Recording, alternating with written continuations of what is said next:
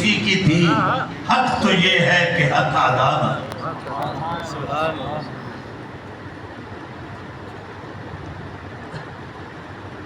تو ہر آدمی کا تو نہیں ہے یہ لقب شہید کا کہ اس کو موت آ گئی اور شہید کہہ دیں، وہ قتل ہو گیا اور شہید کہہ دیں۔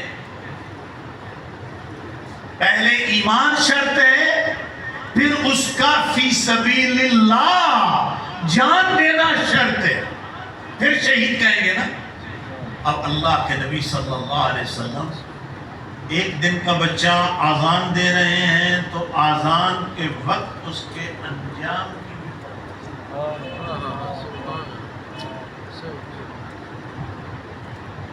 کیا علم مصطفیٰ ہے۔ اللہ نے کتنے بڑے علوم غیبیہ اپنے محبوب کو عطا فرمائے کہ اپنے نواسے کے کان میں آذان دی، اور آذان دینے کے بعد جو جبریل امین نے آپ کو آ کر خبر دی تو اللہ کے رسول فرما رہے تھے کہ یہ میرا بیٹا اس طرح شہید کر دیا جائے گا، اس کی شہادت کی خبر دے دی۔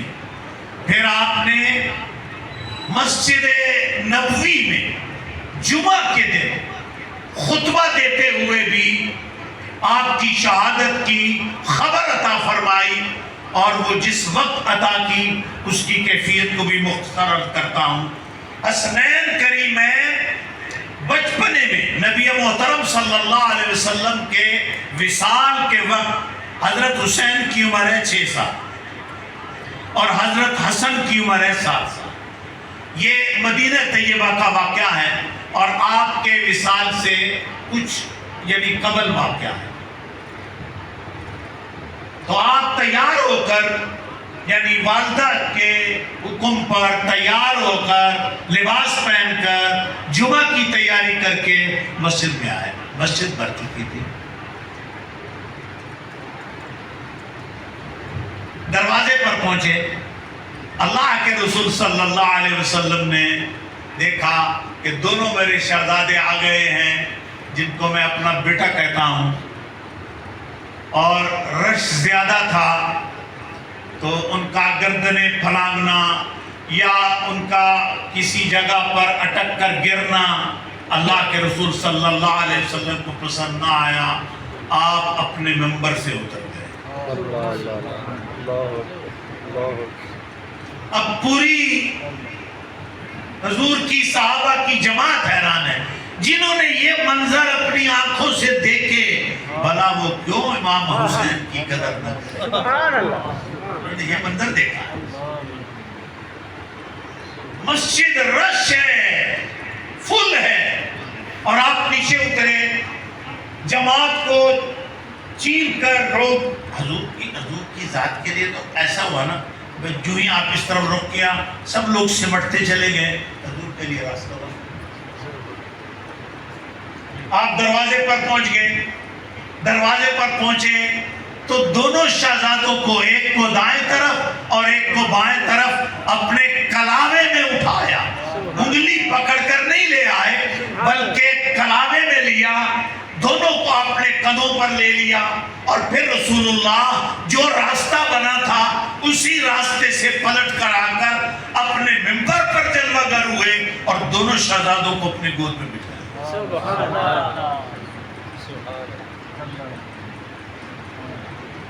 جب گود میں بٹھایا تو وہ احد جو ہے نا، واحد اللہ، وہ سمد بھی ہے، وہ رحمان ہے، رحیم ہے، لیکن سمد بھی ہے اور احد بھی ہے۔ جبریل امین کو بھیجا، جاؤ میرے مصطفیٰ کریم کے سامنے کربلا کا نقشہ بھی رکھ دو، اور امام حسن کی شہادت کا زہر کے ذریعے ان کا تڑپنا اور ان کی بیچارگی اور ان کو قے کے ذریعے ان کا جگر کٹ کٹ کر باہر آنا، یہ کیفیت یہ بھی میرے محمد صلی اللہ علیہ وسلم کے سامنے کر دو۔ امام حسن کا معاملہ بھی سامنے اور حسین کا معاملہ بھی سامنے۔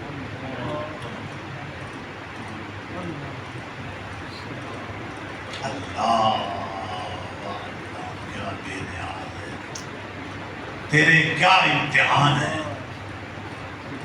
اللہ کے رسول صلی اللہ علیہ وسلم نے یہ منظر دیکھ کر جو سب سے پہلے فرمایا، قال اللہ تعالی، یعنی صدق اللہ، انما اموالکم واولادکم فتنہ، بے شک رب نے سچ کہا ہے کہ مال اور اولاد بہت بڑی آزمائش ہے۔ یہ حضور نبی کریم نے قرآن آیت پڑھی، آپ نے اس منظر کو دیکھ کر یہ قرآن آیت اللہ کے رسول صلی اللہ علیہ وسلم صحابہ کرام نے سنی، جنہوں نے روایت پیش کی انہوں نے سنی، اللہ کے رسول پڑھ رہے تھے کہ صدق اللہ، اللہ نے سچ فرمایا، انما اموالکم واولادکم فتنہ، تمہارے مال اور تمہاری اولادیں تمہارے لیے بہت بڑی آزمائش ہے، بہت بڑا امتحان ہے۔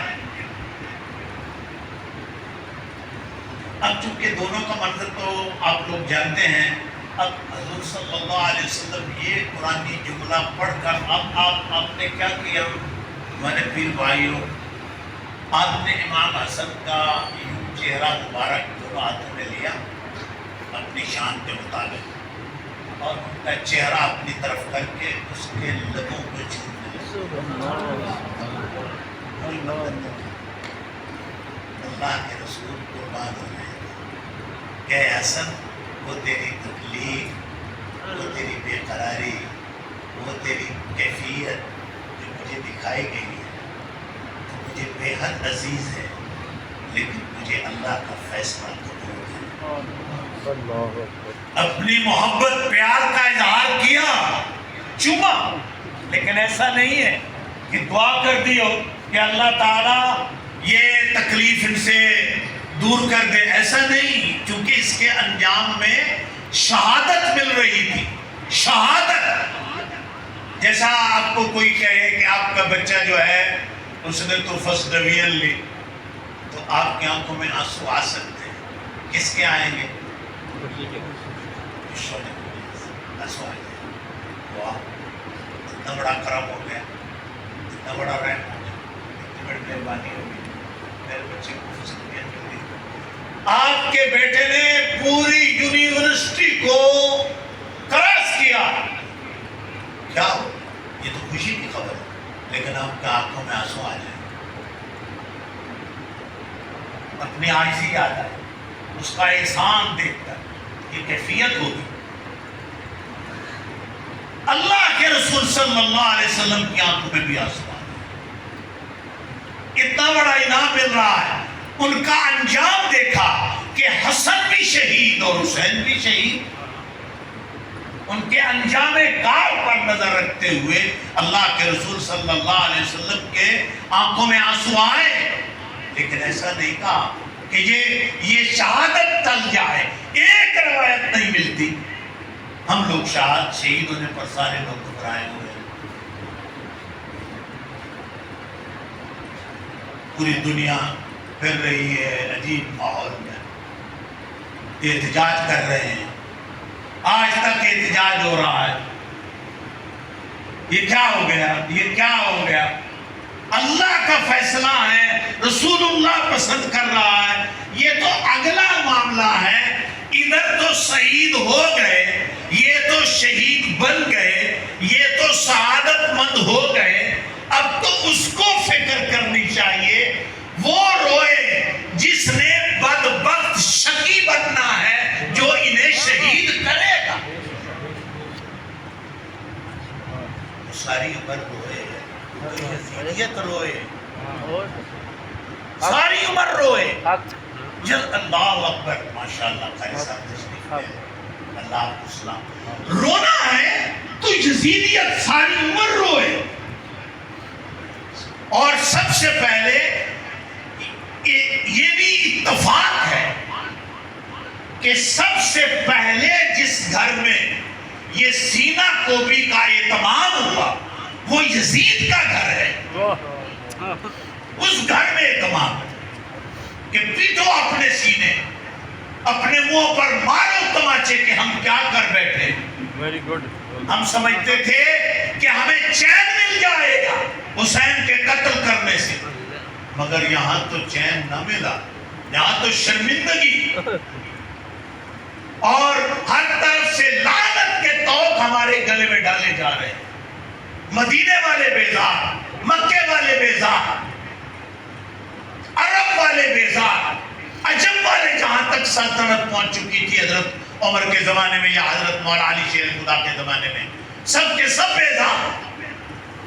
کہیں سے کوئی داد تو نہیں مل رہی. ہر طرف سے پرچار ہے کہ ظلم ہوا، ظلم ہوا، ظلم ہوا.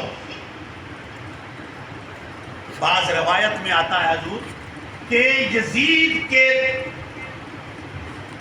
شہر میں جب امام پاک کا سن انور لایا گیا تو ایک تشتری میں، جس کو ہم پلیٹ کہہ سکتے ہیں، ایک پلیٹ میں لا کر بڑے دھوم دھام سے پیش کیا گیا.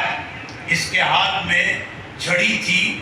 یہ لبوں پر اس طرح کہہ رہا تھا کہ اس منہ سے تو میری بیعت کا انکار کر. اس کے بدبختی یہ عالم تھا. تو جو اس نے بڑے بڑے جیسے سفیر ہوتے ہیں، اپنے اس زمانے کے دور میں بھی کئی مول ہوتا تھا بادشاہوں کا، تو جو غیر ملکی لوگ پہنچے ہوئے تھے اس نے ان کو بلایا ہوا تھا. تو ایک نصرانی شخص نے کہا کہ یہ کون ہے جس کا سر یہ تیری ٹیبل پر، میز پر، تشتری میں رکھا گیا ہے؟ تو اس نے کہا کہ یہ ہمارے پیغمبر محمد مصطفیٰ صلی اللہ علیہ وسلم کے نواسے کا سر ہے، یہ اس کے نواسے کا سر ہے. تو وہ نصرانی بول اٹھا، تف ہے تجھ پر کہ ہمارا حال تو یہ ہے کہ عیسیٰ علیہ السلام نے جس خچر پر سواری کی اور وہ خچر جب چلتا تھا تو بعض اوقات بعض پتھر اس کے قدموں کو اپنے اندر نشان بنا لیتے تھے، اور وہ جو نشان جہاں کہیں قائم ہوا، اتنے 100 سال گزرنے کے بعد بھی آج تک ہم ان خچر کے نشانوں کی تعظیم کرتے ہیں، اور تو محمد کے نواسے کو قتل کر کے جشن منا رہا. وہ جشن منا رہا کہ میں نے کوئی بڑا کام کر دی. میرے بھائیوں، میرے سنانے کا مقصد ہے کہ جب ہر طرف سے لعنت ملی تو پھر اس گھر میں ماتم ہو. کہیں مکے مدینے میں ایسا نہیں. ہمدردی کی، روئے مکے مدینے والے. باہر نکلے، عبداللہ ابن زبیر کی قیادت میں نکلے، صدیق اکبر کے نواسے کی قیادت میں نکلے، مقابلہ کیا، حکومتیں قائم کی.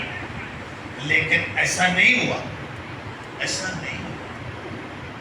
رسول اللہ صلی اللہ علیہ وسلم جس کے انجام کی خبر دیں کہ یہ شہید ہے تو کیا وہ رونے لگ جائیں گے؟ حضور پاک نے فرمایا عمر شہید ہے. کیا عمر رونے لگ گئے؟ کہا عثمان شہید ہے. کیا عثمان رونے لگ گئے؟ اور غار حرا پر علی بھی موجود تھے، جناب حیدر کرام. فرمایا علی بھی شہید ہے. کیا وہ رونے لگ گئے؟ خاندان رونے لگ گئے. شہادت کی تو تاریخ بھری پڑی اہل اسلام میں، صحابہ کرام میں، اگلے انبیاء علیہ السلام میں، ان کی امتوں میں، اولیاء اللہ میں. ایک شہادت کا بہت بڑا انعام ہے جو اللہ کے رسول کو بیان کیا گیا کہ یہ دونوں بیٹے شہید ہوں گے. نقشہ دکھایا گیا، آپ نے امام حسن کو تو منہ چوم لیا. اب جب منہ چوما تو دونوں بھائی تھے. امام حسین کے دل میں خیال آیا کہ اب میرا منہ بھی چومیں گے، تو انہوں نے بھی اوپر منہ کیا. نبی پاک نے سر پر ہاتھ رکھا، نیچے کر دیا اور گردن کو چوما. 3 بار تکرار کرنے کے بعد نیچے اتارا، خطبہ مکمل کیا. خطبہ مکمل کرنے کے بعد نماز پڑھائی. بچے نماز پڑھتے ہی گھر چلے گئے، رونا شروع کر دیا. رونے کی آواز آ گئی. رسول اللہ صلی اللہ علیہ وسلم تشریف لے گئے. فرمایا فاطمہ میرے بچے کیوں رو رہے ہیں؟ عرض کی حضور مسجد سے روتے ہوئے آ رہے ہیں، مسجد سے آئے ہیں اور رو رہے ہیں۔ دونوں کو بلایا، رونے کی کیا حکمت ہے؟ تو امام حسن حسین نے دونوں نے رو رو کے بعد سنائی کہ جناب رونے کی وجہ یہ ہے، حسین رونے لگ گیا، اس کو دیکھ کر میں رونے لگ گیا۔ معاملہ کیا ہے؟ آپ نے میرا منہ چوما ہے، اس کی گردن چومی ہے۔ یہ کہتا ہے میرا منہ کیوں نہیں چوما؟ تو اللہ کے رسول نے اس وقت فرمایا میں اس کے شہادت کی کیفیت پر قربان ہو رہا تھا اور پیار کر رہا تھا کہ اس کے منہ سے جگر پاش پاش ہو کر باہر نکلے گا، اور اس میرے بیٹے کی گردن پر ظالم تلوار چلائے گا، تو میں اس کی گردن پر پیار کر رہا تھا، اسے دے رہا تھا۔ کوئی ایسا مجھے بتاؤ جس کی شہادت بچپن میں مشہور ہو گئی ہے، سب کو پتا ہو شہید ہو جائے گا۔ یہ الگ بات ہے کہ کیا خبر کس ٹائم کب معرکہ پیش ہوگا، لیکن جو جو سفر چلتا گیا امام پاک کا، آپ مدینے سے مکے چلے گئے، مکے سے کوفہ کی طرف چلے گئے۔ کوفہ والوں نے کہا ہمارے پاس آ جائیے، ہم آپ کے باپ کے شدائی ہیں، اور ہم تو علوی ہیں، ہم تو حیدری ہیں، ہم تو آپ کے چاہنے والے ہیں، آپ کا یہاں جوانی گزری ہے ہمارے پاس کوفہ کے اندر۔ اب آپ سارے حیران ہوں گے کہ ان کی جوانی کوفہ کیسے گزری؟ سنی لوگ بولے، باقی سر ٹیٹ لوگ وہ اپنی باتیں یاد رکھتے ہیں، جو یاد نہیں رکھتے دہرانا پڑتا ہے، بتانا پڑتا ہے۔ رسول اللہ صلی اللہ علیہ وسلم کے خلیفہ اول مدینے میں خلیفہ بن کر رہے، خلیفہ دو عمر فاروق مدینے میں خلیفہ بن کر رہے، عثمان غنی 12 سال کے لگ بھگ، حضرت عمر 10.5 سال کے لگ بھگ، جناب سیدنا صدیق اکبر 2.25 سال کے لگ بھگ، ان کے ادوار مبارکہ ہیں، ساروں کے سارے مدینے میں رہے۔ لیکن جب مولا علی شیر خدا کی باری آئی تو فتنوں کی وجہ سے ان پر نظر رکھنے کے لیے مولا علی کا جو دور خلافت 4 سال 9 ماہ کے لگ بھگ 4.25 سال ہے، یعنی یہ آپ کی تقریباً 4.25 سالہ خلافت کا جو دور گزرا ہے وہ کوفے میں گزرا۔ آپ نے اپنا دارالخلافہ کوفہ بنایا، اپنا گھر وہاں لے کر گئے، ان کی جوانی وہاں گزری ہے 5 سال تک کوفہ کے اندر۔ پھر آپ کی وجہ سے کوفہ دارالعلم بھی بنا، علم کا بھی مرکز بنا آپ کے دور میں۔ جب آپ وہاں رہے تو پوری دنیا پر کوئی علم کا مرکز تھا تو وہ مولا علی کا شہر کوفہ تھا۔ آپ کی وجہ سے وہ علم کا اس وقت منبع تھا، مرکز تھا، لوگ وہاں تعلیم حاصل کرنے کے لیے پہنچے۔ تو چونکہ وہاں رہے تو ان لوگوں نے یہ سارے بہانے بنائے کہ آپ ہمارے پاس آ جائیں، ہم آپ پر جان نشاور کریں گے، یوں کریں گے، فلاں کریں گے۔ جب ٹائم آیا جان نشاور کرنے کا تو فوجوں کے ساتھ مل کر وہ فرات کے کنارے پر کھڑے ہوئے۔ اچھا اب اگر یہ نہیں روئیں گے تو کون روئے گا؟ روئے والے اگر نہ روئیں، سدن والے آپ، لکھن والے آپ، تو جس نے ٹائم آیا مدد نہ کر سکے، آپ کے ساتھ کھڑے نہ ہو سکے، اپنی جان دیکھو نا، جس بندے جرت کی تھی کوئی تو ہور بھی نکلتا، وہ کوئی اکیلا تھا، مثلا ہور نکلا ہے ادھر سے، اس کے بیٹے نکلے ہیں، اس کا ایک بھائی بھی نکلا، مگر چونکہ وہ ایک بڑا ہے، اس کا نام مشہور و معروف ہے، باقیوں کا تاریخ میں تذکرہ ہے، عوام الناس میں نہیں۔ وہ اکیلا نہیں آیا، اس خاندان کے لوگ باہر آ گئے، اس کے بیٹے تھے وہ بھی باہر آئے، اس کے بھائی تھے وہ بھی باہر آئے، تو نکل آئے نا باہر۔ یزید 22,000 یا 20,000 یا 18,000، اس 18,000 سے کم نہیں، 22,000 سے زائد فوج کسی تاریخ کی روایت میں نہیں، یہی تاریخ کی روایات ہیں۔ اب ان میں سے 5 آدمی اگر باہر نکل نکل آئے تو راستہ تو دیا ہے نا، راستہ بتایا ہے نا کہ میں بھی تو جا رہا ہوں، مجھے اگر موت کی کوئی فکر نہیں، کچھ تو ہو رہی نکل پکڑا۔ اب رونا تو ہونے چاہیے، ساری عمر رونا چاہیے۔ وہ روئے بیچارے، پھر روئے بھی سے، وہ روئے۔ حضرت زینب نے ان کو پھر بددعا دی۔ جب آپ گئے تو کوفے والے تو رو رہے تھے، فرمایا واہ کوفہ والے ہو، قتل ہی آپ کریں گے تو روندے ہی آپ۔ کیا انداز تھا سیدہ کا، علی کی بیٹی رسول اللہ کی نواسی قیدی بن کر جا رہی ہے، لوگ سمجھتے ہیں 10 محرم تک ظلم ہے، 10 محرم تک ظلم ہے، میں کہتا ہوں واقعی ظلم ہے، لیکن اس سے بڑا ظلم ہے نبی کی بیٹیوں کو قیدی بنا کر۔ ہماری قوم دا دیوارہ تھوڑی ختم نہ پڑے آئے، آل محمد ظلم ہے، ادنا ظلم ختم ہو گئے، یہ سیدہ کا جو ظلم ہے اس کو تمہیں نظر نہیں آ رہا۔ 10 دن تمہیں محرم میں کوئی ختم نہیں پڑھنے دیتا، جاہلانہ روایات میں، نہیں وہ یہ امام پاک کے دن میں، وہ تو بھائی 27 رجب المرجب سے مدینہ چھوڑ کر مسافرت میں ہے۔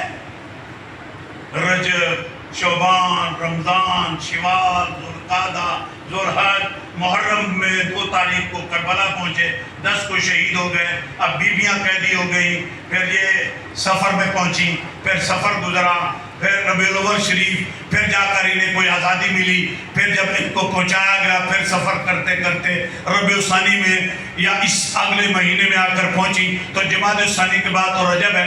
سارا سال تو خاندان مصطفیٰ اس تکلیف میں چلتا رہا ہے، اور وہ اللہ کی آزمائش کو اللہ کے لیے صبر کر کے برداشت کرتا رہا ہے۔ اب سارا سال تو خاندان آل محمد کے اس کیفیت کا ہے، ختم کب پڑھو گے، شادیاں کب کرو گے، دیگر کام کب کرو گے، دکانیں کب کرو گے، کاروبار کب کرو گے؟